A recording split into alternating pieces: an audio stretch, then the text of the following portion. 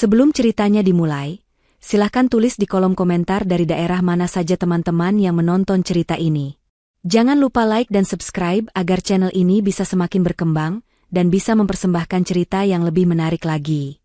Aroma nasi goreng yang berpadu dengan wangi kopi tubruk yang pekat adalah nyawa bagi pagi hari di rumah kami. Itu adalah ritual yang kubangun dengan cinta, sebuah penyambutan sederhana untuk dua manusia terpenting dalam hidupku. Dari dapur, aku bisa melihat suamiku, Bram, sedang duduk di teras depan, membaca koran sambil sesekali menyeruput kopi yang telah kusajikan sejak fajar menyingsing. Kemeja birunya yang licin dan rambutnya yang tersisir rapi adalah pemandangan yang selalu berhasil membuat hatiku menghangat. Ia adalah pria yang tampan, bertanggung jawab, dan lebih dari segalanya, ia adalah suami yang baik. Setidaknya, itulah yang kuyakini selama 10 tahun pernikahan kami. Tidak lama kemudian, suara langkah kaki kecil yang riang menuruni tangga memecah keheningan. "Bunda, Papa," seru suara mungil itu. Kayla, putri sematawayang kami yang berusia 7 tahun, berlari kecil dengan seragam sekolahnya yang masih sedikit kebesaran. Rambutnya yang hitam legam ku kepang dua, persis seperti yang ia minta setiap pagi. Ia melompat ke pelukan ayahnya, dan Bram dengan sigap menangkapnya, mengangkat tubuh mungil itu ke udara sambil tertawa lepas. Pemandangan itu, tawa mereka berdua yang menyatu dengan cahaya matahari pagi, adalah definisi surga bagiku. Itu adalah lukisan sempurna yang kupikir akan abadi selamanya. "Papa, nanti Kayla ada pelajaran menggambar," kata Bu Guru, temanya keluarga, celoteh Kayla sambil duduk di pangkuan Bram. Tangannya yang mungil mencomot sepotong timun dari piring nasi gorengku. Bram mengusap puncak kepala Kayla dengan lembut. "Oh ya? Terus Kayla mau gambar apa?" tanyanya, matanya berbinar menatap putri kami. "Kayla mau gambar Papa, Bunda, sama Kayla. Kita lagi di pantai, main pasir. Terus ada mataharinya yang besar sekali," jawabnya penuh semangat. Bram tertawa lagi, tawa renyah yang selalu menular. "Itu ide yang bagus, sayang. Jangan lupa, gambar Papa yang paling ganteng, ya?" Aku tersenyum dari ambang pintu dapur. "Papa narsis," kataku sambil membawa sepiring nasi goreng untuk Kayla. "Ayo, sarapan dulu, nanti telat sekolahnya. Papa juga, nanti macet di jalan." Bram menuruti. Ia mendudukkan Kayla di kursinya dan kami pun sarapan bersama. Meja makan kami tidak pernah sepi. Selalu ada celotehan Kayla tentang teman-temannya di sekolah, atau cerita Bram tentang proyek baru di kantornya. Aku lebih banyak menjadi pendengar, menyerap setiap detail kebahagiaan itu dan menyimpannya rapat-rapat di dalam hati. Bagiku, membangun keluarga ini adalah pencapaian terbesar dalam hidupku. Aku berhenti dari pekerjaanku sebagai desainer grafis setelah Kayla lahir, sebuah keputusan yang tidak pernah kusesali. Melihat tumbuh kembang Kayla setiap hari dan merawat Bram adalah kebahagiaan yang tidak bisa ditukar dengan apapun. Setelah sarapan, ritual pagi berlanjut. Aku membantu Kayla memakai sepatunya sementara Bram memanaskan mobil. Sebelum berangkat, Bram selalu mencium keningku. "Aku berangkat ya, Rin. Jaga diri baik-baik. Jaga jagoan kita," bisiknya. Tatapannya masih sama seperti saat ia pertama kali menyatakan cinta padaku belasan tahun lalu. Penuh kehangatan dan ketulusan. "Hati-hati di jalan, Mas," balasku. Ia kemudian berjongkok di depan Kayla, menyamakan tingginya dengan putri kami. "Anak Papa yang pintar, belajar yang rajin ya di sekolah. Jangan nakal sama Bu Guru." Kayla mengangguk mantap dan mencium pipi ayahnya. "Siap, Papa." Aku melambaikan tangan saat mobil mereka perlahan menjauh dari halaman rumah, meninggalkan jejak ketenangan yang damai. Siang hari adalah waktuku. Setelah membereskan rumah, terkadang aku menerima beberapa pesanan desain logo dari klien lama secara lepas, sekadar untuk mengasah keterampilan dan mengisi waktu. Tapi fokus utamaku tetaplah Kayla. Menjemputnya dari sekolah, mendengar semua ceritanya, menemaninya mengerjakan pekerjaan rumah, hingga membacakan dongeng sebelum tidur. Sore itu, Kayla dengan bangga menunjukkan hasil gambarnya. Benar saja, ada 3 sosok tersenyum di tepi pantai di bawah matahari yang besar. Satu sosok laki-laki tinggi yang digambarnya dengan rambut lurus kaku, satu sosok perempuan dengan rambut panjang, dan satu anak kecil di tengah-tengah mereka. Di atas gambar itu, ia menulis dengan pensilnya yang belum begitu rapi, "Keluargaku surgaku." Hatiku terasa penuh. Aku memeluknya erat, menciumi pipinya yang gembil. Malam harinya, saat Bram pulang, Kayla langsung berlari menyambutnya dan menunjukkan hasil karyanya. Bram mengangkat gambar itu tinggi-tinggi, mempelajarinya dengan saksama seolah itu adalah sebuah mahakarya dari pelukis ternama. "Wah, Bagus sekali ini. Papa suka sekali. Nanti kita bingkai, ya? Kita pajang di ruang keluarga, katanya dengan nada bangga. Kebahagiaan Kayla meluap-luap. Malam itu, ia tidur dengan senyum terkembang di wajahnya, memeluk kertas gambarnya. Setelah memastikan Kayla terlelap, aku dan Bram duduk berdua di ruang tengah. Ia menyandarkan kepalanya yang lelah di bahuku. Hari ini capek banget, Rin. Klien yang kemarin banyak maunya. Keluhnya. Aku memijat pelipisnya dengan lembut. Yang penting kan proyeknya gol. Nanti juga capeknya hilang. Ia menggenggam tanganku. Iya, benar. Capeknya langsung hilang kalau sudah di rumah. Lihat kamu sama Kayla. Kalian berdua itu bateraiku. Aku tersenyum. Kata-kata seperti itulah yang membuatku merasa menjadi wanita paling beruntung di dunia. Kami berbicara tentang banyak hal malam itu, tentang rencana liburan akhir tahun ke pantai seperti yang Kayla gambar, tentang tabungan pendidikan Kayla yang harus mulai ditambah, tentang impian kami untuk membeli rumah yang sedikit lebih besar saat nanti Bram mendapat promosi. Semuanya terasa begitu nyata dan dalam jangkauan. Kami adalah sebuah tim, sebuah kesatuan yang tak terpisahkan. Malam itu, saat aku berbaring di sampingnya, aku menatap wajahnya yang terlelap. Wajah yang memberiku ketenangan, wajah yang menjadi sandaran hidupku.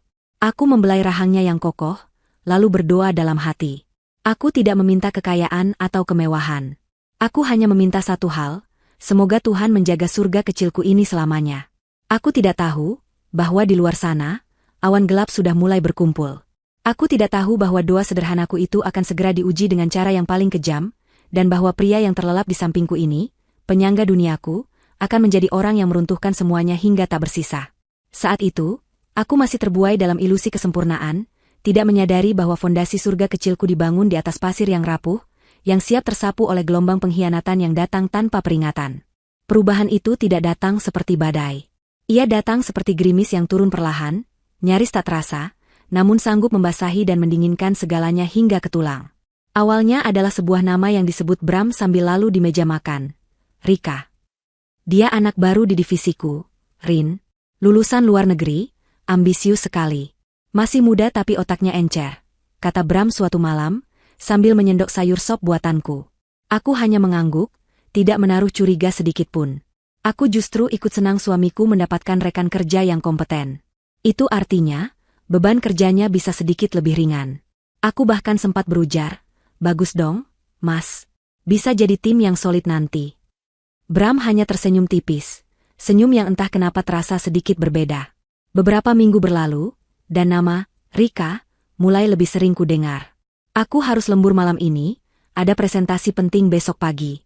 Rika juga ikut bantu. Atau, aku makan siang di luar sama tim, sekalian meeting. Rika yang atur semuanya. Lembur yang tadinya hanya sesekali, kini menjadi 2 hingga 3 kali seminggu. Makan malam keluarga kami yang hangat mulai sering kehilangan sosok kepala keluarga. Kayla mulai sering bertanya, Bunda, kenapa papa pulangnya malam terus? Aku mencoba menenangkan Kayla dan diriku sendiri. Papa lagi banyak kerjaan, sayang. Supaya bisa ajak Kayla liburan ke pantai. Jawabku, mengulang janji yang pernah kami ucapkan. Tapi jauh di dalam hati, sebuah alarm kecil mulai berbunyi. Bram memang pulang larut. Tapi aroma kopi dan antusiasme kerja yang dulu sering ia bawa pulang kini, digantikan oleh kelelahan yang aneh dan aroma parfum wanita yang samar, yang bukan milikku. Pertama kali aku menciumnya di kerah kemejanya saat memasukkan pakaian ke mesin cuci, jantungku berdebar kencang. Aku mencoba menepisnya.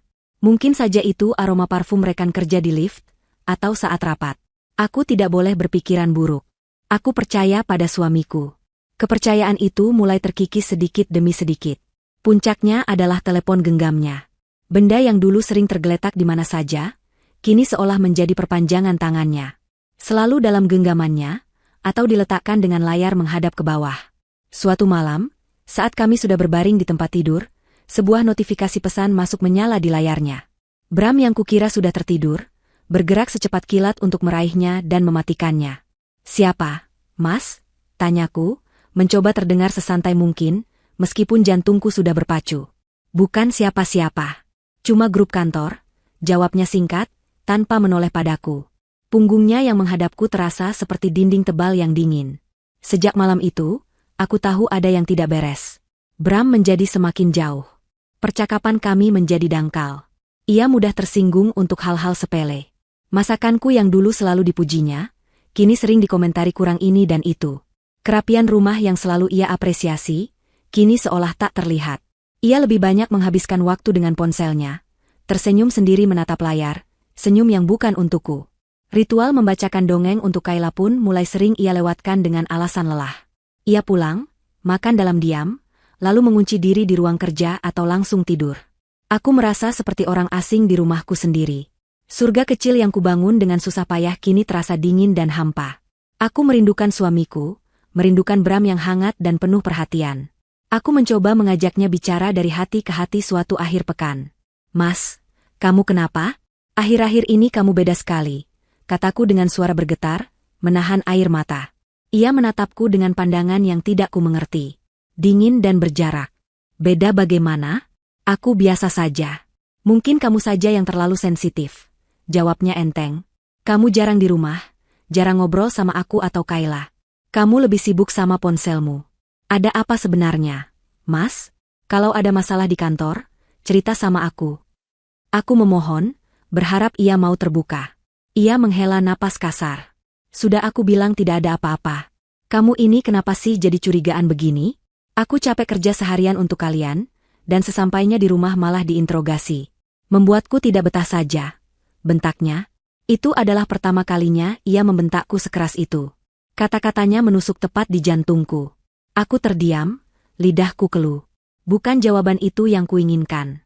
Aku hanya ingin suamiku kembali. Malam itu aku menangis dalam diam, memeluk guling agar suara isakanku tidak terdengar olehnya. Kecurigaanku bukanlah tanpa alasan. Ular berbisa itu, Rika, tidak hanya mengincar posisi di kantor, tapi juga posisi di rumah tanggaku. Ia tidak hanya membisikkan ide-ide cemerlang untuk pekerjaan, tapi juga bisikan racun ke telinga suamiku. Ia melukiskan aku sebagai istri yang membosankan, kampungan, dan tidak bisa mengimbangi suaminya yang sukses. Ia memposisikan dirinya sebagai wanita modern, cerdas, dan satu-satunya yang benar-benar mengerti Bram. Dan Bram, suamiku yang dulu kupuja, menelan semua kebohongan itu mentah-mentah. Aku tidak tahu sejauh apa hubungan mereka telah terjalin.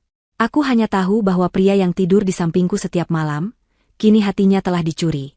Kehangatan pelukannya telah hilang, tatapan cintanya telah pudar. Yang tersisa hanyalah tubuh tanpa jiwa, sosok asing yang berbagi ranjang denganku. Rumah kami yang dulu penuh tawa, kini lebih sering diselimuti keheningan yang canggung dan menyakitkan. Aku berjalan di antara puing-puing kebahagiaan yang mulai retak, berusaha sekuat tenaga untuk mempertahankannya demi Kayla, putri kecilku yang tidak tahu apa-apa. Aku masih berharap ini hanyalah mimpi buruk, sebuah fase yang akan segera berlalu. Tapi aku salah besar. Ini bukanlah akhir dari mimpi buruk. Ini baru permulaannya. Gerimis telah berhenti, dan badai yang sesungguhnya siap datang untuk menghancurkan segalanya. Keheningan di meja makan terasa lebih pekat dari kopi hitam di cangkir Bram. Tak ada lagi celotehan Kayla, yang seolah bisa merasakan dinding es yang tumbuh di antara kedua orang tuanya. Ia hanya menunduk, mengaduk-aduk nasi goreng di piringnya tanpa minat. Bram juga diam, tatapannya kosong, pikirannya jelas berada di tempat lain. Aku mencoba memecah kesunyian yang menyiksa itu. "Nanti siang Kayla ada pentas seni kecil di sekolahnya. Kamu bisa datang, Mas?" "Sebentar saja," pintaku, suaraku terdengar lebih memohon dari yang kumaksudkan. Bram tidak langsung menjawab. Ia meletakkan sendoknya dengan pelan, dentingnya terdengar begitu keras di ruangan yang senyap.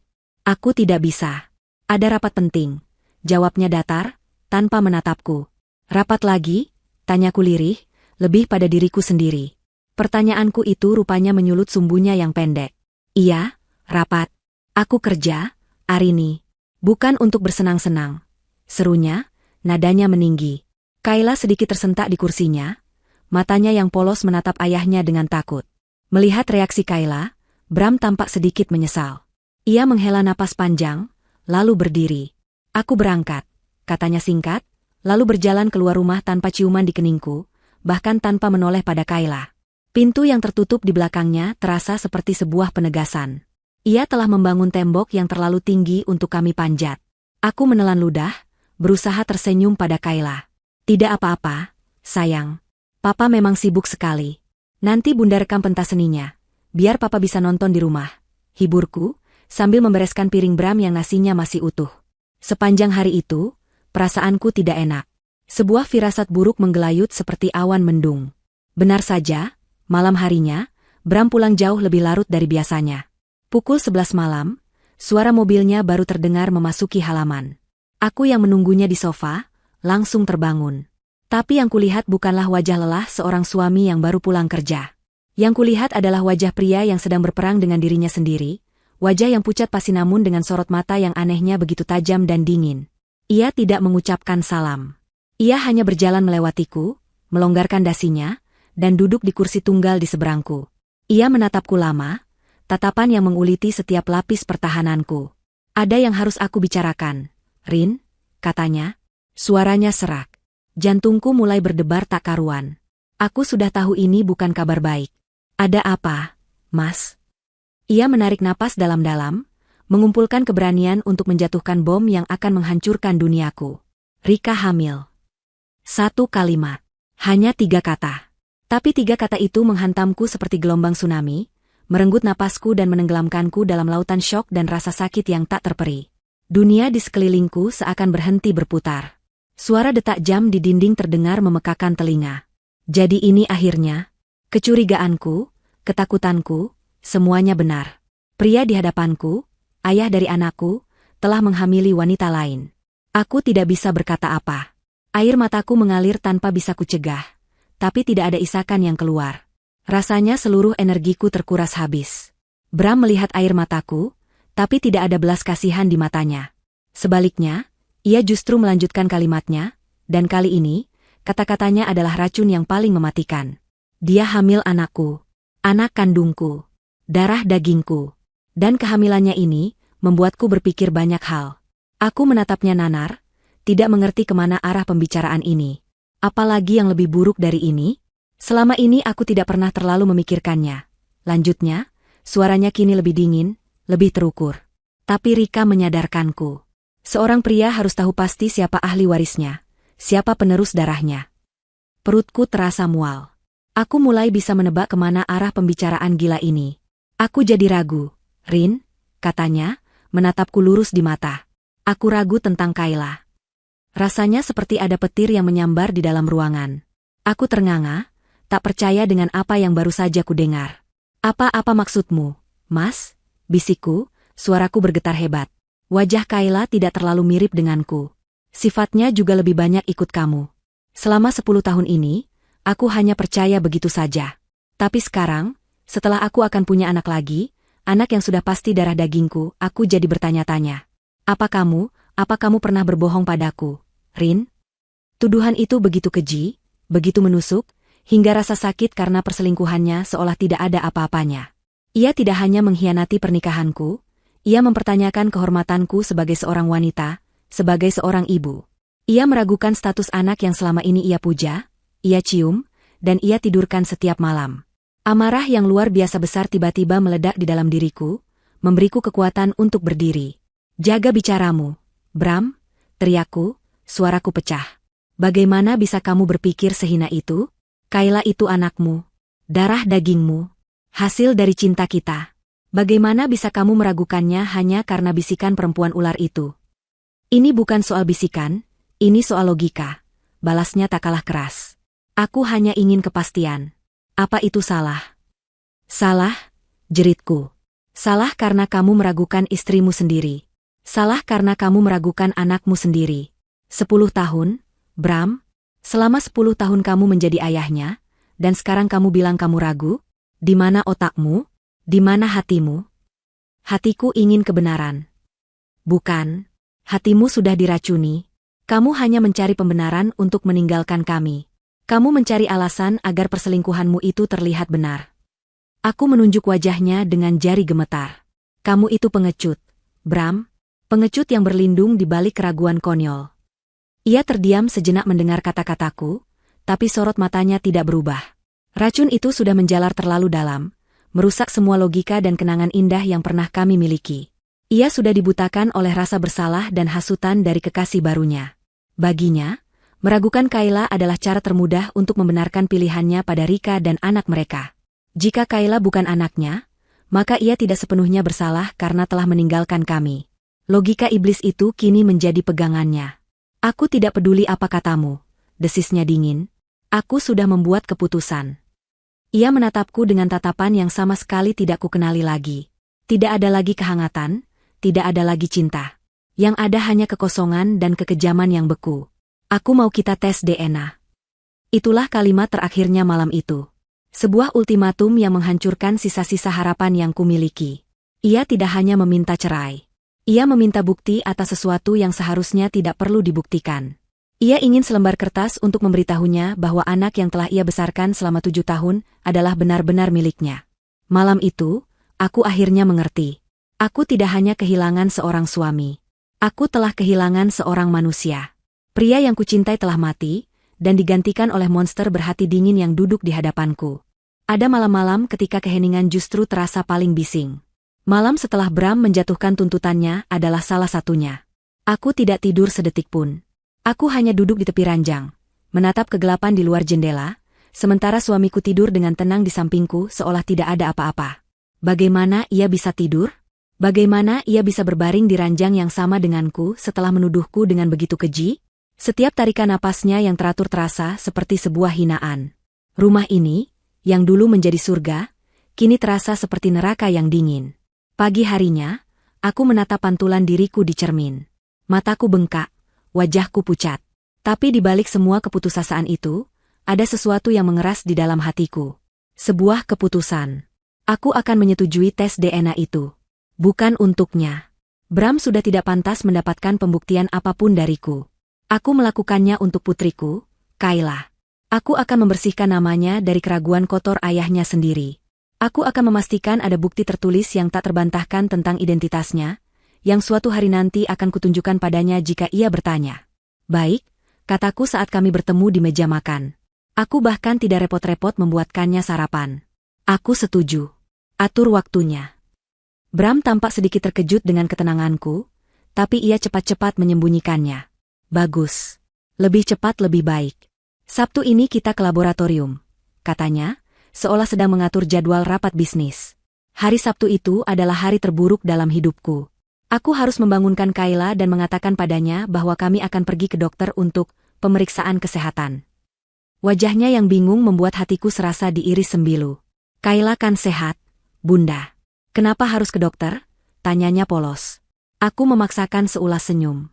Hanya pemeriksaan biasa, sayang. Biar kita tahu Kayla selalu sehat dan kuat.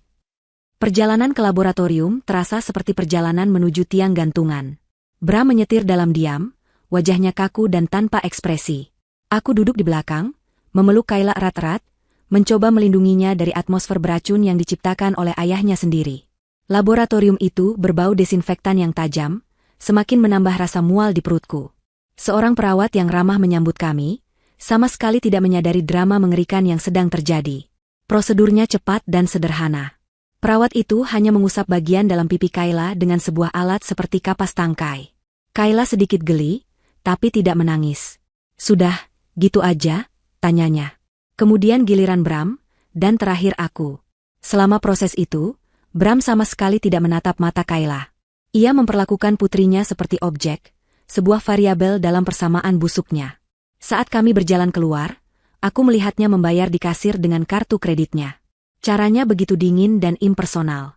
Baginya, ini adalah investasi untuk sebuah kebenaran yang ia butuhkan, sebuah transaksi untuk memuluskan jalannya menuju kehidupan baru. Ia tidak sadar bahwa yang baru saja ia bayar adalah harga dari kehancuran keluarganya sendiri. Masa penantian selama seminggu terasa seperti selamanya. Setiap hari adalah penyiksaan. Aku berusaha menjaga rutinitas tetap normal demi Kayla, tapi setiap kali aku menatap wajahnya, hatiku sakit. Aku melihat pantulan wajah Bram di matanya, dibentuk senyumnya. Bagaimana bisa Bram tidak melihatnya? Apakah kebencian dan rasa bersalah sudah begitu membutakan matanya? Tepat seminggu kemudian, Bram pulang lebih awal dari biasanya. Di tangannya ada sebuah amplop coklat besar yang tertutup rapat. Jantungku berhenti berdetak. Inilah saatnya. Ia meletakkan amplop itu di atas meja makan, di antara aku dan dia. Buka, perintahnya singkat. Tanganku gemetar saat merobek amplop itu. Mataku langsung mencari kesimpulan akhir di lembaran kertas yang penuh dengan angka dan istilah ilmiah itu. Di sana, di bagian paling bawah, tertulis dengan jelas dan tegas, probabilitas paternitas, 99,999%. Hasilnya positif. Tidak ada keraguan sedikitpun bahwa Bram adalah ayah biologis Kayla. Aku mengangkat kepalaku, menatapnya dengan air mata kemenangan sekaligus kepedihan. Sekarang kamu lihat? Sekarang kamu percaya? Suaraku bergetar. Aku berharap melihat penyesalan di wajahnya. Aku berharap ia akan jatuh berlutut dan memohon ampun. Tapi yang kulihat bukanlah penyesalan. Bukan pula kelegaan. Yang kulihat adalah kekecewaan yang disamarkan dengan buruk, diikuti oleh ekspresi dingin yang sudah kukenal baik. Ia melirik kertas itu sekilas, lalu menghela napas seolah hasil itu adalah sebuah gangguan kecil. Oke, katanya pelan, jadi hasilnya positif. Hanya itu. Tidak ada permintaan maaf. Tidak ada apa-apa. Hanya itu. Hanya, oke. Aku tidak percaya dengan pendengaranku. Setelah kamu menuduhku, menghinaku, dan menyeret anakmu sendiri ke dalam permainan kotormu ini, kamu hanya bilang, oke. Lalu kamu mau aku bilang apa, Rin? Tanyanya, nadanya mulai defensif. Kenyataannya, semua sudah terlanjur. Rumah tangga kita sudah hancur. Keraguan itu muncul karena hubungan kita memang sudah tidak sehat. Hasil ini tidak mengubah apapun. Aku tertawa, tawa sumbang yang penuh kepahitan. Jadi ini tujuanmu sebenarnya? Tes ini hanya formalitas? Apapun hasilnya, kamu akan tetap pergi. Ia akhirnya menatapku, dan kali ini dengan kejujuran yang brutal. Iya, katanya tegas. Hatiku sudah tidak di sini lagi. Hatiku sudah memilih Rika dan anak yang dikandungnya. Dia membutuhkanku. Aku akan memulai hidup baru dengannya. Semuanya menjadi jelas. Tes DNA itu bukanlah untuk mencari kebenaran. Tes itu adalah senjatanya. Jika hasilnya negatif, ia akan menggunakannya untuk menyingkirkanku dengan mudah. Jika hasilnya positif, ia akan tetap pergi dengan alasan bahwa pernikahan kami sudah tak terselamatkan. Ia telah merancang semuanya agar ia menang, apapun skenarionya. Aku berhenti menangis. Semua air mataku terasa sudah kering. Yang tersisa hanyalah rasa jijik yang luar biasa. Pergilah, kataku dengan suara dingin dan mantap. Pergi dari rumah ini dan jangan pernah kembali. Ia tampak terkejut dengan reaksiku, mungkin ia mengharapkan lebih banyak drama dan air mata. Tanpa menunggu lebih lama, ia berbalik dan berjalan ke kamar kami. Aku hanya berdiri mematung saat mendengar suara lemari dibuka dan ditutup. Beberapa menit kemudian, ia keluar dengan sebuah koper besar. Saat itulah Kayla keluar dari kamarnya, mungkin mendengar suara kami. Ia melihat ayahnya berdiri di ambang pintu dengan sebuah koper. Papa mau kemana? Tanyanya, suaranya kecil dan penuh kebingungan. Bram membeku. Ia tidak sanggup menatap mata putrinya. Ia hanya berdeham, matanya menatap ke lantai. Papa harus pergi kerja. Jauh sekali, jawabnya, sebuah kebohongan pengecut hingga akhir. Kapan papa pulang? Tanya Kayla lagi, matanya mulai berkaca-kaca. Bram tidak menjawab. Ia hanya menatapku sekilas dengan tatapan yang tak bisa kubaca, lalu berbalik dan menarik kopernya keluar pintu. Suara mobilnya yang dinyalakan dan kemudian menjauh terdengar seperti vonis mati bagi masa lalu kami. Pintu masih terbuka. Aku berjalan perlahan dan menutupnya. Klik. Suara kunci yang terpasang seolah menjadi penanda akhir dari sebuah babak. Aku berbalik dan melihat putri kecilku berdiri di tengah ruangan, menangis dalam diam. Aku segera menghampirinya, berlutut, dan memeluknya erat. Tidak apa-apa, sayang. Tidak apa-apa, bisikku sambil menahan isak tangisku sendiri. Sekarang hanya ada Bunda dan Kayla. Tapi kita akan baik-baik saja. Bunda janji. Di tengah reruntuhan surga kecilku, sambil memeluk satu-satunya harta yang tersisa, aku bersumpah. Aku akan kuat. Aku akan bangkit dari puing-puing ini. Bukan hanya untuk diriku, tapi untuk anak perempuan yang baru saja dicampakkan oleh ayahnya sendiri. Badai telah berlalu, menyisakan kehancuran total. Tapi dari kehancuran itulah, sebuah fondasi baru yang lebih kuat akan kubangun. Pintu yang tertutup di belakang Bram bukan hanya sebuah penutup babak, tetapi juga gerbang menuju dunia yang sama sekali berbeda. Dunia di mana aku bukan lagi seorang istri, melainkan seorang pejuang tunggal. Hari pertama setelah kepergiannya adalah yang terberat. Rumah kami yang luas tiba-tiba terasa kosong dan menakutkan. Setiap sudutnya meneriakkan kenangan tentang Bram, tentang tawa keluarga yang kini telah sirna. Aku harus menyingkirkan foto pernikahan kami dari dinding, menyimpannya di dalam kardus di gudang. Tanganku gemetar saat melakukannya. Rasanya seperti sedang mengubur sebagian dari hidupku sendiri. Kayla adalah sumber kekuatanku sekaligus sumber kepedihanku yang terbesar. Ia terus bertanya tentang ayahnya. Bunda, Kenapa papa tidak telepon? Biasanya papa telepon kalau pergi jauh. Tanyanya suatu sore, matanya yang jernih menatapku penuh harap. Aku harus menelan ludah dan berbohong. Sebuah kebohongan yang terasa seperti bara panas di tenggorokanku. Mungkin di sana tidak ada sinyal. Sayang, papa pasti sibuk sekali. Kebohongan itu tidak bisa bertahan lama. Masalah yang lebih nyata dan mendesak segera datang. Sebulan setelah Bram pergi, aku menyadari bahwa ia tidak meninggalkan apapun untuk kami. Semua rekening tabungan bersama telah ia kuras isinya. Kartu kredit tambahan atas namaku juga telah diblokir. Ia benar-benar memutus kami dari kehidupannya. Seolah aku dan Kayla adalah penyakit yang harus disingkirkan. Rasa sakit karena pengkhianatan emosional kini diperparah oleh kepanikan finansial. Cicilan rumah, tagihan listrik, biaya sekolah Kayla, semuanya kini menjadi tanggunganku seorang. Aku mencoba menghubunginya, bukan untuk mengemis cinta, tapi untuk menuntut hak anaknya. Teleponku tidak pernah diangkat. Pesanku hanya dibaca tanpa pernah dibalas. Ia telah menjadi hantu, lenyap ditelan kehidupan barunya yang mewah bersama Rika. Aku tahu mereka hidup mewah dari unggahan-unggahan Rika di media sosial yang sesekali muncul di lini masaku, sebelum aku memutuskan untuk memblokirnya. Foto-foto mereka di restoran mahal, berlibur di pulau pribadi, memamerkan tas dan perhiasan baru. Setiap foto itu terasa seperti tamparan keras di wajahku, sementara aku di sini harus menghitung setiap lembar uang yang tersisa di dompet. Keputusan tersulit harus kuambil. Rumah ini, surga kecil yang pernah kami bangun, tidak mungkin lagi kami tinggali. Aku tidak sanggup membayar cicilannya. Dengan berat hati, aku memasang pelang, dijual, di depan pagar. Aku menjual sebagian besar perabotan kami, hanya menyisakan yang paling penting. Aku juga harus menjual cincin kawinku, dan beberapa perhiasan lain yang kumiliki. Saat melepas cincin itu dari jari manisku, aku menangis sejadi-jadinya di kamar mandi, memastikan Kayla tidak mendengarku. Aku tidak menangisi logam mulia itu, aku menangisi janji-janji yang terukir di dalamnya, janji-janji yang kini tak lebih dari sebuah lelucon pahit. Kami pindah ke sebuah rumah kontrakan kecil dengan 2 kamar di pinggiran kota. Dindingnya bercat kusam dengan beberapa bagian yang mengelupas. Atapnya sering bocor jika hujan deras. Sangat jauh berbeda dari rumah kami yang nyaman. Malam pertama di sana, Kayla menangis. "Bunda, aku tidak suka di sini. Aku mau pulang ke rumah kita," isaknya sambil memelukku erat. Aku membelai rambutnya, menahan air mataku sendiri.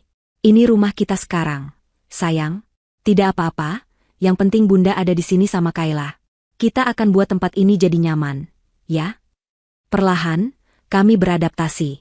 Aku mulai mengaktifkan kembali jaringan klien lamaku, mengambil pekerjaan desain apapun yang bisa kudapatkan. Logo, brosur, spanduk, semuanya kukerjakan di laptop tuaku hingga larut malam setelah Kayla tertidur. Uangnya tidak seberapa, tapi cukup untuk makan sehari-hari. Aku juga mulai menerima pesanan kue kering dari para tetangga baru. Tanganku yang dulu terbiasa memegang mouse komputer, kini harus terbiasa dengan panasnya oven dan pegalnya mengaduk adonan. Gunjingan tetangga adalah hal lain yang harus kutelan. Statusku sebagai janda baru, yang ditinggal suami karena pelakor menjadi topik hangat di antara ibu-ibu di sekitar kontrakan. Tatapan mereka penuh selidik dan kasihan, kadang diiringi bisik-bisik yang sampai ke telingaku. Aku belajar untuk menulikan telinga dan menegakkan kepala. Aku tidak punya waktu untuk memikirkan mereka. Seluruh energiku tercurah untuk bekerja dan memastikan Kayla tidak kekurangan apapun. Luka emosional yang ditinggalkan Bram jauh lebih sulit disembuhkan daripada masalah keuangan. Suatu hari, sekolah Kayla mengadakan acara Hari Ayah. Kayla pulang dengan wajah murung. Ia tidak mengatakan apa-apa, tapi aku tahu hatinya terluka. Malam itu, saat aku menyelimutinya, ia bertanya dengan suara lirih, "Bunda, apa papa jahat?" Pertanyaan itu menusukku lebih dalam dari pisau manapun. Aku duduk di tepi tempat tidurnya, memilih kata-kataku dengan hati-hati. Aku tidak ingin menanamkan kebencian di hatinya, tapi aku juga tidak bisa terus berbohong. "Papa tidak jahat, sayang," kataku pelan.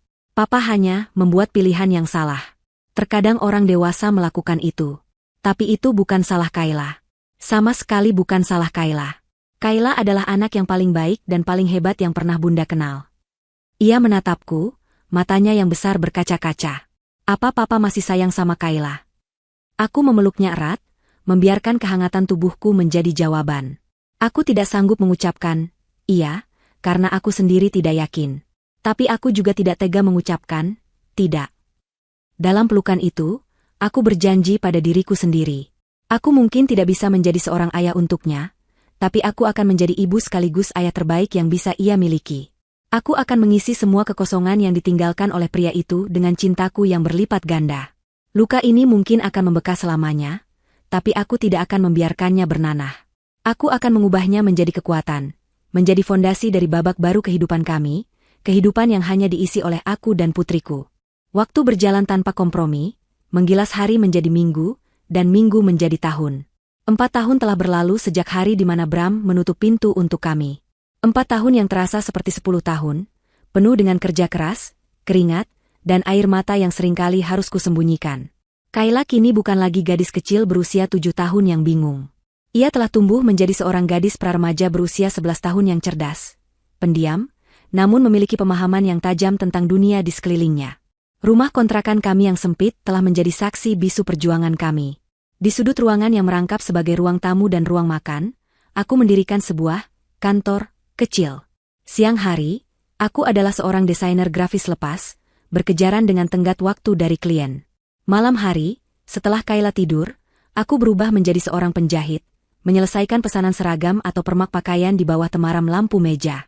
Mesin jahit tua peninggalan ibuku berderit sepanjang malam, menjadi musik latar dari usahaku menyambung hidup. Tidur 4 jam sehari sudah menjadi kemewahan. Kantung mata yang menghitam sudah menjadi aksesoris permanen di wajahku. Meskipun hidup kami serba pas-pasan, aku tidak pernah membiarkan pendidikan Kayla terganggu. Aku selalu memastikan semua kebutuhan sekolahnya terpenuhi. Meskipun itu artinya aku harus makan nasi dengan garam saja di akhir bulan. Dan Kayla membayar semua pengorbananku dengan prestasi yang gemilang. Nilai-nilainya selalu yang tertinggi di kelas. Namanya selalu disebut saat pembagian rapor. Melihat senyum bangganya saat menerima pujian dari guru, adalah bayaran termahal untuk semua lelahku. Benih cita-cita itu tumbuh dari sebuah peristiwa kecil. Suatu malam, Bu Lastri, tetangga sebelah kami yang sudah tua dan hidup sebatang kara, jatuh sakit. Demamnya sangat tinggi.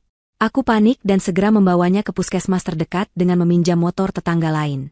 Di sana, kami harus menunggu lama karena antrean yang panjang. Aku melihat wajah-wajah lelah dan pasrah dari orang-orang sakit yang tidak punya cukup uang untuk pergi ke rumah sakit yang lebih baik. Kayla, yang waktu itu ikut denganku, hanya diam memperhatikan. Ia melihat bagaimana seorang dokter muda dengan sabar memeriksa Bu Lastri dan memberinya obat. Dokter itu tidak hanya memberikan resep, tapi juga nasihat dan kata-kata yang menenangkan. Sepulang dari puskesmas, di tengah perjalanan, Kayla tiba-tiba berkata, "Bunda, kalau sudah besar nanti, Kayla mau jadi dokter." Aku sedikit terkejut. Kenapa Kayla mau jadi dokter? Biar bisa menyembuhkan orang seperti Bu Lastri, jawabnya. Lalu ia menatapku dengan matanya yang serius. Biar kalau Bunda sakit, Kayla bisa langsung obati. Biar Bunda tidak perlu kerja keras terus sampai capek. Kata-kata itu membuat hatiku menghangat sekaligus terenyuh. Di usianya yang masih begitu muda, ia sudah memikirkan beban di pundakku. Sejak hari itu, impian menjadi dokter menjadi bintang penunjuk arah bagi Kayla.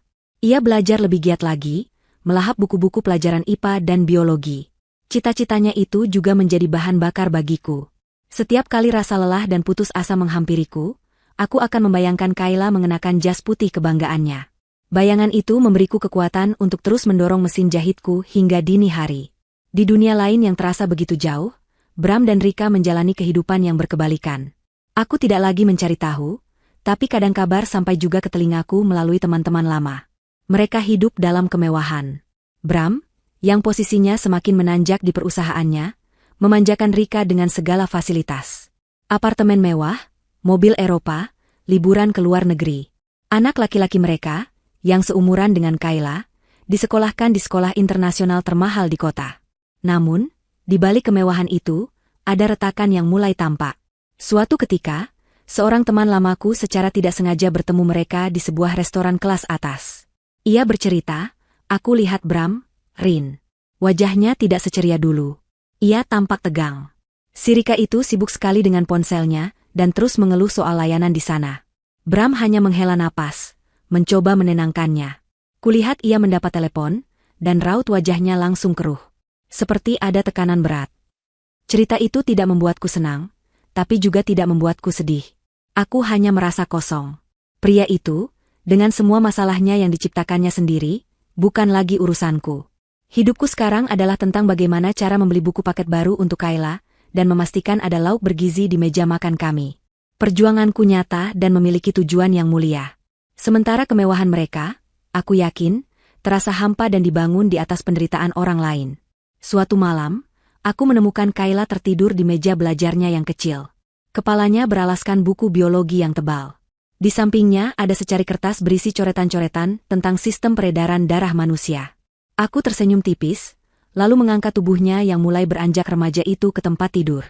Aku menyelimutinya dan duduk sejenak di sisinya, menatap wajah damainya. Di tanah kehidupan kami yang gersang dan penuh kesulitan, sebuah benih telah kutanam. Benih itu kini mulai bertunas, tumbuh kuat dan kokoh, disirami oleh cinta dan pengorbanan.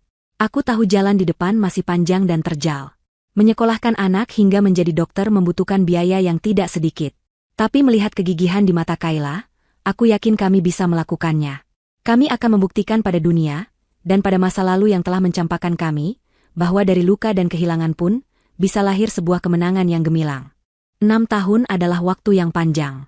Cukup panjang bagi seorang anak perempuan untuk tumbuh menjadi seorang gadis remaja yang siap menentukan masa depannya.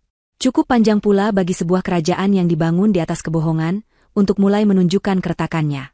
Selama 6 tahun itu, aku dan Kayla berjuang dalam sunyi, sementara Bram dan Rika berpesta dalam riuh. Tapi roda takdir, meskipun berputar lambat, selalu adil. Di dunia kami yang kecil, ketegangan terasa berbeda. Kayla kini duduk di kelas 3 SMA, tahun penentuan di mana gerbang menuju cita-citanya akan terbuka atau tertutup.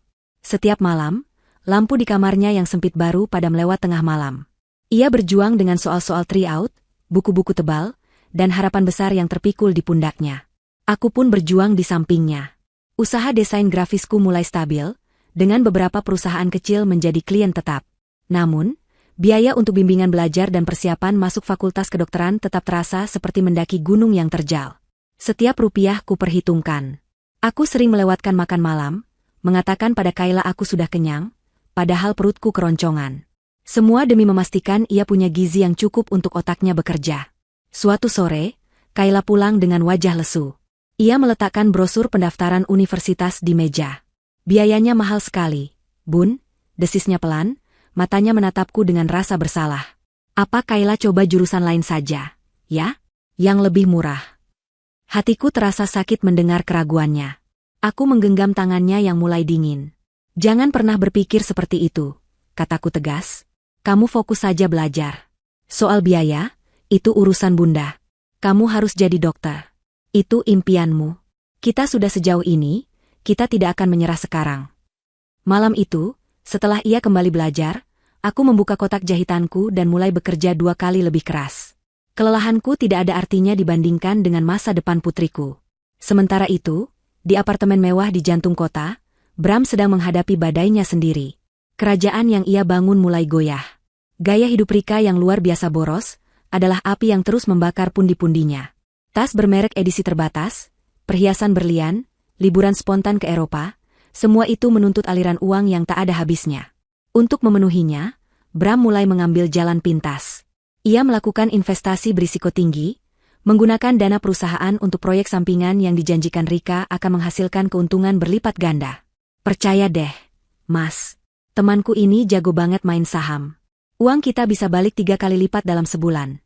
Bujuk Rika suatu malam, sambil menunjukkan layar ponselnya. Bram, yang dipusingkan oleh tagihan kartu kredit Rika yang membengkak, terbujuk. Ia menggelapkan sejumlah besar uang dari proyek kantornya, berharap bisa mengembalikannya dengan cepat sebelum ada yang tahu. Tapi takdir punya rencana lain. Pasar saham anjlok. Investasi bodong itu ludes dalam sekejap. Bram kehilangan segalanya. Uang perusahaan yang ia gelapkan, tabungannya, semuanya lenyap. Teleponnya tak henti-hentinya berdering. Panggilan marah dari investor, panggilan panik dari akuntan perusahaannya. Ia mencoba menutupi semuanya dari Rika, tapi kebohongan sebesar itu tak bisa disembunyikan lama. Suatu hari, surat pemecatan datang bersamaan dengan surat panggilan dari polisi. Skandal penggelapan dana itu terbongkar. Namanya hancur. Jabatannya hilang. Reputasinya musnah. Saat itulah Rika menunjukkan warna aslinya. Ketika Bram pulang ke apartemen dengan wajah pucat dan memberitahukan bahwa mereka bangkrut, Rika tidak menunjukkan simpati. Matanya yang indah menatap Bram dengan tatapan dingin penuh kebencian. Bangkrut? Apa maksudmu bangkrut? Tanyanya tajam. Uang kita habis. Rick. Semuanya. Aku juga dipecat. Jawab Bram lirih. Rika tertawa, tawa yang terdengar mengerikan. Jadi laki-laki hebat yang dulu kupuja ternyata sebodoh ini? Kamu mempertaruhkan semuanya dan kalah? Aku tidak percaya ini. Aku melakukan ini juga karenamu. Karena gaya hidupmu. Balas Bram, emosinya akhirnya meledak. Jangan salahkan aku, jerit Rika. Kamu yang tidak becus. Aku menikahimu untuk hidup enak. Bram, bukan untuk jadi gembel. Aku tidak sudi hidup miskin dengan pecundang sepertimu. Pertengkaran hebat itu menjadi yang terakhir bagi mereka. Keesokan paginya, saat Bram terbangun, ia menemukan sisi ranjangnya telah dingin. Lemari pakaian Rika kosong melompong. Semua perhiasan, tas, dan barang berharga lainnya telah raib. Di atas meja rias, hanya ada secari kertas.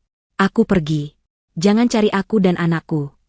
Rika, si ular berbisa itu, telah pergi setelah mengisap semua racun dan hartanya, meninggalkannya dengan bangkai yang busuk. Tidak lama kemudian, surat penyitaan apartemen dan mobil datang. Bram diusir dari istananya sendiri, hanya dengan satu koper berisi pakaian sisa. Ia berdiri di lobi apartemen yang megah itu, tempat yang dulu menjadi simbol kesuksesannya, kini menjadi saksi kehancurannya. Ia tidak punya siapa-siapa lagi. Teman-teman bisnisnya menjauh. Keluarga besarnya malu dan tidak mau mengakuinya. Ia menjadi gelandangan di kota yang dulu ia taklukkan. Ia tidur di emperan toko, makan dari belas kasihan orang. Wajahnya yang dulu tampan kini kuyu dan tidak terawat. Pakaiannya yang dulu mahal kini compang-camping.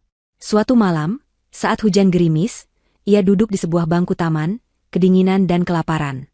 Dalam keputusasaan itu, untuk pertama kalinya setelah bertahun-tahun, ia memikirkan Arini dan Kayla. Ia membayangkan kehangatan rumahnya yang dulu. Ia membayangkan senyum tulus Arini dan celoteh riang Kayla. Ia ingat bagaimana dulu ia dengan sombongnya mencampakkan mereka demi kilau palsu yang ditawarkan Rika. Sebuah penyesalan yang begitu dalam dan menyakitkan menghantamnya. Roda itu telah berputar penuh. Ia yang dulu berada di puncak, kini terjerembab di dasar jurang. Dan ia sadar, ia sendirilah yang telah mendorong dirinya ke dalam jurang itu. Karma sedang menertawakannya dengan begitu kejam. 7 tahun setelah kehancuran Bram, Fajar akhirnya menyingsing di dunia kami. Fajar yang cahayanya begitu terang, mampu menghapus semua sisa kegelapan dari masa lalu. Hari itu adalah hari yang kutunggu-tunggu sepanjang hidupku, hari di mana semua kerja keras dan air mata akhirnya terbayar lunas. Hari wisuda putriku, Kayla. Aku duduk di barisan kursi orang tua di dalam auditorium universitas yang megah. Jantungku berdebar lebih kencang daripada saat aku menunggu hasil ujian, atau saat menerima proyek desain pertamaku. Aku mengenakan kebaya terbaikku, satu-satunya yang kumiliki, yang kujahit sendiri bertahun-tahun lalu. Di sekelilingku, para orang tua lain saling berfoto dengan kamera mahal, sementara aku hanya menggenggam ponsel tuaku dengan tangan yang sedikit gemetar. Tapi aku tahu, kebahagiaan dan kebanggaan di hatiku tidak kalah. Bahkan mungkin lebih besar dari siapapun yang ada di ruangan ini. Saat nama, Kayla Amanda, sarjana kedokteran, cum laude, dipanggil, air mataku tumpah begitu saja. Aku melihat putriku berjalan anggun ke atas panggung. Gadis kecilku yang dulu menangis karena ditinggal ayahnya, yang dulu belajar di bawah temaram lampu di rumah kontrakan sempit, kini berdiri di sana. Ia mengenakan toga dan selempang cum laude, tersenyum cerah saat menerima gulungan ijazahnya dari dekan fakultas. Seluruh auditorium bertepuk tangan, tapi di telingaku, tepuk tangan itu terdengar seperti musik kemenangan. Pikiranku melayang kembali. Aku teringat malam-malam saat aku tertidur di samping mesin jahit dengan gunting masih di tangan. Aku teringat saat kami harus makan mie instan selama seminggu, agar bisa membeli buku kedokteran yang tebalnya seperti kamus. Aku teringat wajah cemas Kayla setiap kali ia melihatku batuk karena kelelahan. Semua pengorbanan itu, semua kepahitan itu, kini terasa manis. Setiap tetes keringatku telah berubah menjadi permata yang menghiasi toga putriku hari ini. Setelah acara selesai, Kayla berlari menghampiriku. Ia tidak berkata apa-apa, hanya langsung memelukku erat. Aku bisa merasakan bahunya bergetar. Bunda, kita berhasil, bisiknya di sela isak tangis bahagianya. Aku membelai punggungnya. Kamu yang berhasil, sayang. Kamu hebat. Bunda bangga sekali sama kamu. Kami tidak lagi tinggal di rumah kontrakan yang sempit itu. Setahun yang lalu, setelah aku mendapatkan beberapa proyek besar dan Kayla mulai menerima beasiswa prestasi, kami pindah ke sebuah apartemen sederhana dengan 2 kamar tidur. Kecil, tapi bersih, nyaman, dan yang terpenting, milik kami sendiri. Tidak ada lagi atap bocor atau dinding yang mengelupas. Dari jendelanya, kami bisa melihat kelip lampu kota, bukan lagi tembok tetangga. Beberapa bulan setelah wisuda, Kayla memulai masa magangnya di sebuah rumah sakit umum milik pemerintah. Jas putih itu terlihat begitu pas di tubuhnya. Ia terlihat berwibawa, cerdas, dan penuh kasih. Aku sering mengunjunginya saat jam istirahat, membawakannya bekal makanan. Aku suka duduk di pojok kantin rumah sakit, memperhatikannya dari jauh saat ia berjalan cepat di koridor, menyapa pasien dengan ramah, atau berdiskusi serius dengan dokter senior. Suatu hari, saat aku sedang menunggunya, aku melihat sebuah pemandangan yang membawa kenangan lama kembali. Kayla sedang menangani seorang pasien nenek tua yang batuk-batuk, yang datang hanya ditemani oleh cucunya yang masih kecil. Ia memeriksa nenek itu dengan begitu sabar dan lembut, persis seperti dokter muda yang dulu kami temui di puskesmas saat mengantar Bu Lastri. Setelah memeriksa, ia tidak hanya memberikan resep, tapi juga menepuk pundak sang nenek. Nenek jangan khawatir, ya. Minum obatnya teratur. Banyak istirahat, pasti cepat sembuh, katanya dengan senyum yang menenangkan. Melihat pemandangan itu, aku tahu putriku tidak hanya menjadi seorang dokter. Ia telah menjadi seorang penyembuh. Ia tidak hanya mengobati penyakit, tapi juga memberikan harapan. Cita-citanya yang lahir dari tanah gersang penderitaan kami, kini telah mekar menjadi bunga yang indah dan bermanfaat bagi orang lain. Malam harinya, saat kami sedang makan malam berdua di apartemen kami yang tenang, Kayla menatapku. Bunda, terima kasih ya, katanya tulus. Semua ini tidak akan mungkin tanpa Bunda. Aku tersenyum, menyendokkan nasi untuknya. Bukan, sayang. Semua ini karena kerja keras dan kegigihanmu. Bunda hanya menemanimu, menyiram benih yang sudah kamu miliki sejak dulu. Ia menggenggam tanganku di atas meja. Sekarang giliran Kayla yang merawat Bunda. Bunda tidak perlu lagi menjahit sampai larut malam. Bunda harus lebih banyak istirahat. Permintaan sederhananya itu terasa lebih mewah dari semua perhiasan yang pernah dijanjikan Bram padaku. Kebahagiaanku kini lengkap. Fajar telah tiba. Badai telah lama berlalu, dan langit di atas kami kini biru dan cerah. Kami telah menemukan kembali surga kami. Surga yang kami bangun sendiri dengan fondasi cinta sejati, pengorbanan, dan kekuatan seorang ibu dan anak. Sebuah surga yang tidak akan bisa diruntuhkan oleh badai manapun. 2 tahun setelah wisuda Kayla, kehidupan kami telah menemukan ritmenya yang tenang dan membahagiakan. Kayla bukan lagi dokter magang, melainkan seorang dokter umum di sebuah klinik pratama yang cukup ramai di pusat kota. Gajinya lebih dari cukup untuk menopang hidup kami. Aku sudah bisa mengurangi pekerjaan desain dan jahitan, dan mulai fokus pada hal-hal yang dulu tak sempat kulakukan. Berkebun di balkon kecil apartemen kami, membaca novel, dan sesekali ikut kelas yoga bersama ibu-ibu lain di lingkungan kami. Kedamaian adalah sebuah kemewahan yang akhirnya bisa kami nikmati. Namun, masa lalu memiliki caranya sendiri untuk datang mengetuk, bahkan ketika kita merasa sudah menguburnya dalam-dalam. Hari itu adalah hari Selasa yang sibuk. Aku berencana memasak makanan kesukaan Kayla, sup iga, dan akan mengantarkannya ke klinik saat jam makan siang. Saat aku sedang memotong sayuran, ponselku berdering. Nama, Dr. Kayla, tertera di layar. Aku tersenyum, mengira ia ingin memesan tambahan makanan. Halo, sayang. Kenapa? Mau tambah sambal? Sapaku riang. Keheningan sejenak di seberang telepon, lalu kudengar suara putriku, bergetar dan tidak seperti biasanya. Bunda, bisa ke klinik sekarang? Senyumku langsung memudar. Kenapa? Nak? Kamu baik-baik saja? Ada apa? Jantungku mulai berdebar kencang, membayangkan kemungkinan terburuk. Aku baik-baik saja. Tapi, Bunda kesini saja, ya? Cepat. Aku tunggu di ruanganku. Suaranya terdengar tercekat. Sebelum aku sempat bertanya lebih jauh, ia sudah menutup telepon. Tanpa pikir panjang, aku mematikan kompor, menyambar tas dan kunci, lalu bergegas turun. Sepanjang perjalanan dengan taksi online, pikiranku berkecamuk. Apa yang bisa membuat putriku yang selalu tenang itu terdengar begitu terguncang? Setibanya di klinik, aku langsung menuju ruangannya di lantai 2. Perawat yang berjaga di depan ruangan menatapku dengan tatapan aneh, campuran antara kasihan dan bingung. Pintu ruangan Kayla sedikit terbuka. Aku mendorongnya pelan. Pemandangan di dalam ruangan itu membuat langkahku terhenti. Kayla berdiri di dekat jendela, memunggungiku, bahunya tampak tegang.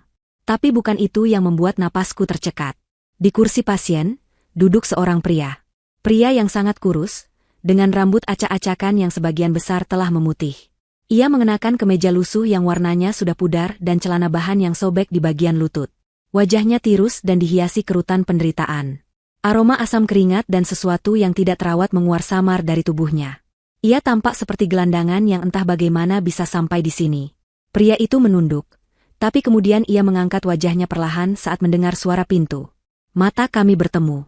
Dan di mata yang kuyu dan sayu itu, aku melihat sisa-sisa dari pria yang pernah kucintai. Pria yang telah menghancurkan hidupku. Bram. Rasanya waktu berhenti. Udara di dalam ruangan terasa berat dan sulit untuk dihirup. Pria itu menatapku, lalu menatap Kayla, lalu kembali menatapku. Bibirnya yang kering bergetar, mencoba membentuk kata. Arini. Panggilnya, suaranya serak dan nyaris tak terdengar. Kayla akhirnya berbalik. Wajahnya pucat pasi, matanya merah. Ia berjalan menghampiriku dan langsung memegang lenganku, seolah mencari kekuatan. Dia datang sebagai pasien, Bun, bisik Kayla. Mengeluh sesak napas dan sakit di dada. Dia tidak punya uang. Saat aku tanya namanya untuk pendaftaran, dia menyebut namanya.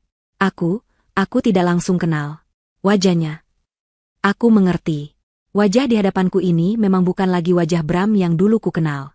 Ini adalah wajah dari penyesalan, penderitaan, dan kekalahan. Bram mencoba berdiri, tapi kakinya terlalu lemah. Ia kembali terduduk dengan kasar. Matanya yang berkaca-kaca menatap Kayla dengan campuran rasa tak percaya, kagum, dan malu yang luar biasa. Jadi kamu benar-benar jadi dokter, nak? Tanyanya terbata-bata. Kamu cantik sekali. Kayla hanya diam, mengeratkan pegangannya di lenganku. Melihat kami berdua berdiri tegak di hadapannya. Sementara ia terduduk dalam kondisi yang begitu menyedihkan, pertahanan terakhir Bram sepertinya runtuh. Ia menundukkan kepalanya dalam-dalam, dan bahunya mulai bergetar hebat. Isak tangis yang tertahan keluar dari mulutnya. Isak tangis seorang pria hancur yang telah kehilangan segalanya. Maafkan papa, nak. Maafkan aku, Rin. Racaunya di antara isak tangis. Aku sudah menerima hukumanku. Karma itu nyata. Aku kehilangan semuanya. Rika meninggalkanku. Anak itu, dia juga dibawa pergi. Aku hidup di jalanan selama bertahun-tahun. Aku sakit-sakitan. Aku pantas menerima ini semua. Ia merogoh sakunya, mengeluarkan sebuah dompet butut yang sudah terkelupas. Dari dalamnya, ia mengeluarkan selembar foto kecil yang sudah lecek dan kusam. Foto Kayla saat berusia 5 tahun, sedang tersenyum riang di atas ayunan. Foto yang sama yang dulu ada di meja kerja Bram. Hanya ini yang kupunya, katanya sambil mengulurkan foto itu dengan tangan gemetar. Setiap hari aku melihat foto ini. Menyesali semuanya. Menyesali kebodohanku. Ia menatap kami dengan tatapan memelas yang paling menyedihkan. Aku tidak minta banyak. Aku hanya ingin melihat kalian. Aku hanya ingin minta maaf sebelum aku mati. Tolong maafkan aku. Aku salah. Aku pria paling bodoh di dunia. Ruangan itu senyap, hanya diisi oleh suara isak tangisnya yang pilu. Aku melihat Kayla menelan ludah, matanya menunjukkan pergulatan batin yang hebat. Sisi dokternya mungkin merasa iba pada pasien yang sakit dan tak berdaya. Tapi sisi putrinya yang terluka masih merasakan perih dari luka lama. Aku sendiri hanya menatapnya dengan dingin. Tidak ada setetes pun rasa kasihan di hatiku. Wajah memelasnya, isak tangisnya, penyesalannya, semua itu datang terlambat. Terlambat 15 tahun. Aku membiarkannya menangis, membiarkannya mengeluarkan semua penderitaannya di hadapan kami. Aku ingin ia melihat dengan jelas apa yang telah ia buang, dan apa yang tidak akan pernah bisa ia dapatkan kembali. Pertemuan ini bukanlah tentang pengampunan. Ini adalah tentang penutupan. Dan aku yang akan menulis kalimat terakhirnya. Setelah isak tangis Bram mereda, menyisakan hanya seduh sedan yang menyedihkan, aku melepaskan pegangan Kayla dari lenganku dan melangkah maju 1 langkah. Aku tidak mendekat, hanya berdiri di posisiku, menjaga jarak yang memisahkan dunia kami dan dunianya. Aku menatapnya, bukan lagi dengan kebencian yang membara, melainkan dengan ketenangan yang beku. Kamu bicara soal karma, kataku memulai, suaraku terdengar jelas dan stabil di ruangan yang sunyi itu. Tapi sepertinya kamu salah mengartikannya. Karma bukanlah sebuah alasan untuk kau datangi dan kau pakai untuk meminta belas kasihan. Karma adalah cermin. Cermin yang hari ini memantulkan semua perbuatanmu di masa lalu, tepat di depan wajahmu. Bram mengangkat wajahnya yang basah oleh air mata, menatapku dengan bingung. Ini bukan nasib buruk, Bram. Ini bukan takdir yang kejam, lanjutku. Ini adalah hasil panen dari benih yang kau tanam sendiri. Mari kita ingat-ingat lagi. Kamu memilih untuk mendengarkan bisikan ular berbisa itu. Kamu memilih untuk mengkhianati istrimu.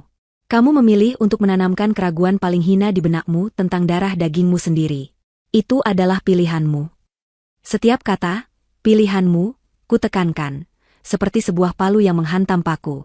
Dan saat tes DNA itu keluar, saat kebenaran terpampang nyata di depan matamu, apa yang kau lakukan? Kau tetap memilih untuk pergi. Kau memilih untuk mencampakkan anak perempuan ini seolah ia sampah, demi memulai hidup baru yang kau anggap lebih berkilau. Jadi jangan bicara soal karma seolah kau adalah korban. Kau adalah arsitek dari kehancuranmu sendiri. Aku berhenti sejenak, membiarkan kata-kataku meresap. Lalu aku menoleh pada putriku, yang kini menatapku dengan sorot mata penuh kekuatan, seolah ia menyerap energi dariku. Sekarang, lihatlah anak yang kau ragukan itu, kataku, suaraku sedikit melembut saat berbicara tentang Kayla, namun tetap tajam saat ditujukan pada Bram. Dia berdiri di sini hari ini bukan karena kebetulan. Dia menjadi dokter dengan keringat ibunya, dan dengan kekuatannya sendiri. Dia melewati masa remajanya tanpa figur seorang ayah, belajar di bawah lampu redup, menahan keinginannya untuk punya ini dan itu seperti teman-temannya. Semua itu karena pilihanmu. Tapi dia tidak hancur. Dia justru tumbuh menjadi manusia yang jauh lebih mulia daripadamu. Aku kembali menatap lurus ke mata Bram. Dia tidak butuh nama belakangmu. Dia tidak butuh hartamu. Dan yang paling penting, hari ini dia sudah tidak butuh lagi pengakuanmu. Maaf. Bisik Bram lagi, seperti kaset rusak. Aku benar-benar minta maaf. Maafmu tidak ada harganya, Bram, sahutku cepat. Maaf tidak bisa mengembalikan waktu yang hilang. Maaf tidak bisa menghapus malam-malam saat anak ini menangis bertanya kenapa ayahnya tidak pernah menelepon. Maaf tidak bisa membayar punggungku yang sakit karena menjahit sampai pagi, atau lambungku yang perih karena sering menahan lapar. Simpan saja maafmu itu. Bawa sampai ke liang lahat. Itu satu-satunya harta yang tersisa untukmu. Setelah aku selesai, keheningan menyelimuti kami. Tiba-tiba, Kayla melangkah maju, berdiri di sampingku. Ia sudah tidak lagi terlihat rapuh. Ia menatap pria di hadapannya, pria yang secara biologis adalah ayahnya. Saya sudah memaafkan Anda, kata Kayla. Suaranya tenang, dan panggilan, Anda, yang formal terasa lebih menusuk daripada panggilan, Papa, yang penuh amarah. Saya memaafkan Anda bukan untuk Anda, tapi untuk diri saya sendiri. Agar saya bisa hidup dengan damai tanpa membawa beban kebencian.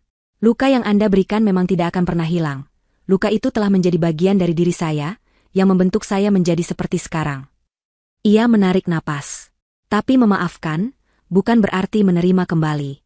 Pintu itu sudah tertutup sejak lama. Dan tidak akan pernah terbuka lagi. Kata-kata Kayla yang dewasa dan tegas, adalah pukulan terakhir yang meremukan sisa-sisa harapan Bram. Ia menunduk pasrah, seluruh tubuhnya terkulai kalah. Aku maju dan menggenggam tangan putriku. Tangan yang kini begitu kuat dan mampu menyembuhkan orang lain. Sudah selesai, kataku padanya, lalu kembali menatap Bram untuk terakhir kalinya. Pergilah dari sini setelah kau diperiksa oleh dokter lain. Jalani sisa hidupmu dengan bayang-bayang penyesalanmu. Itulah hukumanmu yang sesungguhnya. Jangan pernah lagi menunjukkan wajahmu di hadapan kami. Anggap kami sudah mati bagimu, sama seperti kau sudah lama mati bagi kami.